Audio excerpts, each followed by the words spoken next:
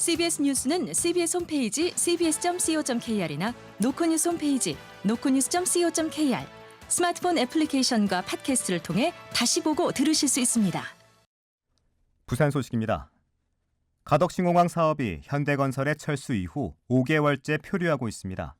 오늘 국정감사에선 현대건설 대표가 증인으로 출석한 가운데 정부의 대응 미흡과 사업 정상화 지연 책임을 놓고 여야 의원들의 질타가 이어졌습니다. 강민정 기자가 보도합니다. 이슈가 국회 국토교통위원회 국정감사에서는 현대건설 이한우 대표가 증인으로 출석해 가덕신공항 부지조성공사 포기 사태에 대한 질의를 받고 있습니다. 부산 출신 김도읍 의원은 앞서 오늘 낮 김윤덕 국토부 장관을 상대로 이재명 정부가 사업 정상화를 약속했지만 구체적 방안이 없다며 국책 사업을 볼모로 한 건설사의 일방적 철수는 용납할 수 없다고 지적했습니다. 김도읍 의원입니다. 그런데 장관님, 현대건설이 사업 불참을 선언한 지 벌써 5개월이 지났습니다. 도대체 정상화 방안이 언제 발표되는 겁니까? 현대건설은 정부가 제시한 84개월 완공 계획이 비현실적이라며 108개월로의 공기 연장을 요구했지만 받아들여지지 않자 사업을 포기했습니다. 이후 5개월째 복귀 방안이 마련되지 못하면서 전체 일정 지연이 불가피한 상황입니다. 부산 출신 김희정 의원도 가덕신공항은 부산 시민의 오랜 염원인데 시공사의 철수로 멈춰선 건 심각한 문제라며 국토부의 대체 시공사 선정과 정상화 로드맵 제시를 요구했습니다. 한편 오전에는 부산시의회 브리핑룸에서 시민단체들이 기자회견을 열고 현대건설이 시추조차 한 번 없이 계약을 포기했는데도 기재부가 면죄부 성격의 유권 해석을 내렸다며 반발했습니다. 이들은 국가계약의 원칙을 무너뜨린 사례라며 감사원이 공개감사를 실시하고 국회가 현대건설과 정부 간 협의 과정 전반을 공개 질의해야 한다고 촉구했습니다. CBS 뉴스 강민정입니다. 김진홍 전 구청장이 직위를 상실한 부산 동구가 권한 대행 체제로 전환됐습니다. 지역에선 기존 구청장 역점 사업이 표류하는 거 아니냐는 우려가 나옵니다. 김혜민 기자입니다. 부산 동구는 최근 대법원 판결로 김 전 구청장이 직을 상실하면서 부구청장 권한 대행 체제로 전환했습니다. 김 전 구청장은 3년 전 지방선거 당시 미신고 계좌로 선거 비용을 지출한 혐의로 당선 무효형에 해당하는 벌금 130만 원을 선고받았습니다. 형 확정 이후 장승희 부구청장이 구정을 대신 운영하고 있지만 올해 정년퇴직을 앞두고 있어 동구는 또다시 수장이 바뀔 전망입니다. 지역에서는 공약 사업을 포함해 각종 사업이 동력을 잃고 표류하는 것 아니냐는 우려가 커지고 있습니다. 김 전 청장은 낙후 지역 주거 환경 개선과 시설관리공단 설립, 북항 재개발을 통한 일자리 창출 등을 핵심 사업으로 추진해 왔습니다. 이 가운데 일부 사업은 용역 단계에 머물러 있거나 추가 예산 확보가 필요한 상황입니다. 동구의회 이희자 의원입니다. 예산이 제법 들어갔던 것들이라서 되는 것도 없고 안 되는 것도 없고 이제 잘필하면은 예산의 가치, 예산의 효용성 이런 게 다 떨어지는 거고 국비 손을 벌리거나 시비 손을 벌리거나 해야 되는데 그게 확보되지 않은 사업들이 많아요. 여기에 더해 원도심 5개구가 지역 현안에 공동 대응하기 위해 결성한 원도심 삼복도로 협의체 활동도 김 전 구청장이 회장직을 맡고 있었던 만큼 차질이 불가피할 전망입니다. 또 오는 12월 해양수산부 임시청사가 동구로 이전을 앞두고 있는 상황에서 지원사업과 상권 활성화 등 연계사업에도 영향을 미칠 수 있다는 우려가 나옵니다.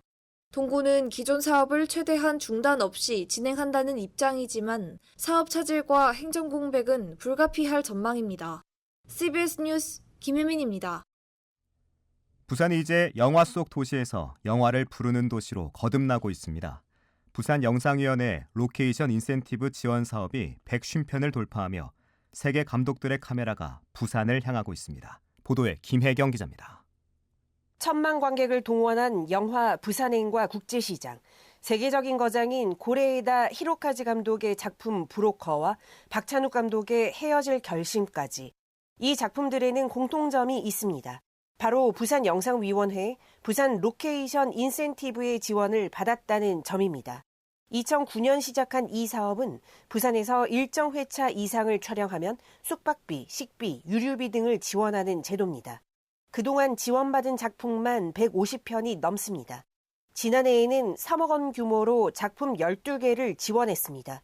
그 결과 지원작의 지역 내 지출이 40억 원을 넘어서 투자 대비 13배의 경제 효과를 거뒀습니다. 또 작품에 색다른 부산의 모습까지 담아 현장을 직접 보려는 관광객들의 발길도 늘고 있습니다. 글로벌 OTT 시장이 몸집을 불리면서 다양한 나라와 장르의 제작사들이 부산의 문을 두드리고 있는 상황입니다. 부산영상위원회는 올해도 촬영 7회차 이상, 제작비 20억 원 이상인 영화와 드라마에 최대 4천만 원 상당을 지원합니다. 부산영상위 관계자입니다. 숙박료 같은 경우도 원래 만약에 5천만 원 결제해야 되는데 저희가 결제하는 지원금이 있으니까 숙박비를 3천만 원만 결제하면 되는 거잖아요. 부산에 왔을 때 뭔가 할인받은 느낌이죠. 부산영상위는 앞으로 스튜디오 대관 기준 완화 등 지원을 더 확대해 부산을 글로벌 촬영 명소로 키우겠다는 계획입니다. CBS 뉴스 김혜경입니다. 수도권 과밀 해소와 지역 균형 발전을 위해 2004년 도입된 지방투자 촉진 보조금 제도가 성과를 못 내는 것으로 나타났습니다. 더불어민주당 김원희 의원이 산업통상부로부터 받은 자료에 따르면 보조금을 받고 수도권에서 비수도권으로 옮긴 기업 수는 지난 6년간 총 18곳에 불과했고 부산으로는 단 한 곳만 이전했습니다. 더불어민주당 변성환 강서지역위원장이 오늘 동구민주당 부산시당에서 기자회견을 열고 시당위원장 보궐선거 출마를 공식 선언했습니다. 변 위원장은 노무현처럼 이재명처럼 승리하겠다며 부산 민주당이 이재명 정부의 성공을 견인하는 엔진이 되겠다고 밝혔습니다. 이번 시당위원장 선거에는 변 위원장을 비롯해 유동철, 박영미, 노기섭 후보 등 4명이 출마했습니다. 부산시는 오늘 시민광장에서 제106회 전국체육대회의 성공적인 개최를 기원하는 성화화합과 출발식을 열었습니다. 시청 1층에 보관돼 있던 성화는 각 체화지에 최종 주자들이 들고 하나의 불꽃으로 화합한 뒤 연제구를 시작으로 주자 1,200여 명이 성화를 들고 16개 구군을 달립니다.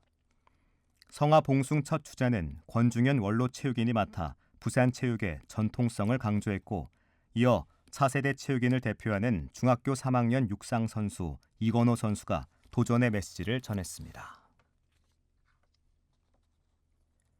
부산시는 전국체육대회가 열리는 동안 육상 경기로 일부 시내버스와 공항 리무진 운행이 제한되거나 지연 운행한다고 밝혔습니다. 철인 3종 경기가 열리는 영도구 국립해양박물관 주변 통과 버스는 우회 운행합니다. 또 셔틀버스 임시주차장 7곳에서 개회식 장소인 아시아드 주경기장까지 2개 노선으로 합니다. 부산시는 65세 이상과 면역 저하자를 대상으로 코로나19 무료 예방접종을 시행합니다. 대상자는 신분증을 지참하고 주소지와 상관없이 가까운 위탁 의료기관을 찾으면 됩니다. 부산은 오늘 저녁부터 빗방울이 떨어지기 시작해 내일까지 비 소식이 이어지겠습니다. 예상 강수량은 20에서 60mm입니다. 부산의 지금 기온 21.6도, 습도는 84%입니다. 뉴스를 마칩니다. 지금까지 진행해 엔지니어 최혜지, 기자 강민정, 아나운서 국제일이었습니다.